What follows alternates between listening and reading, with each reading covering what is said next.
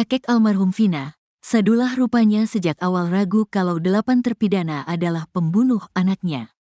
Sadullah bahkan saat awal kejadian sempat meyakini kalau cucunya itu meninggal karena kecelakaan.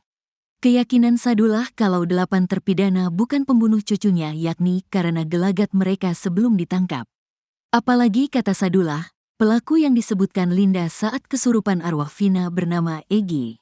Sehingga dirinya dan keluarga meyakini kalau pelaku utama pembunuh Vina dan Eki itu adalah Egy. Jadi ngertinya yang saya pikirkan tuh pelaku utama itu si Egy itu.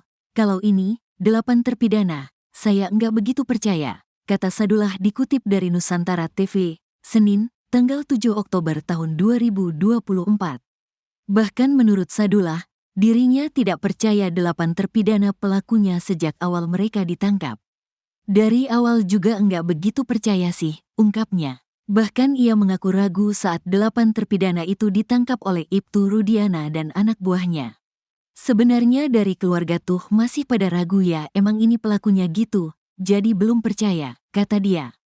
Dirinya mengaku ragu karena proses penangkapan pelaku terlalu cepat.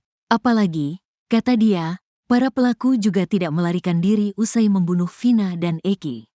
Kalau memang dia melakukan pembunuhan kemarin melakukan pembunuhan tapi kok pagi harinya, besoknya istilahnya kan kok datang ke tempat itu lagi, tutur Sadullah.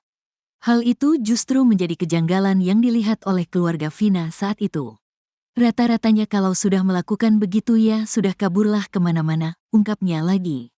Meski merasa janggal dengan para pelaku, kata Sadullah, namun dirinya tak bisa berbuat apa-apa. Pihaknya hanya bisa menyerahkan kasusnya kepada polisi. Itu pelakunya sudah ditangkap katanya. Sudah kena, ya percaya aja Bapak. Karena kan yang tahu kan kepolisian kalau Bapak kan nggak ngerti karena prosesnya waktu itu diserahkan ke polisian, jelas dia. Namun meski begitu dirinya masih merasa ada yang janggal dengan para pelaku. Apalagi kata dia, kasus ini berubah jadi pembunuhan setelah adanya kesurupan.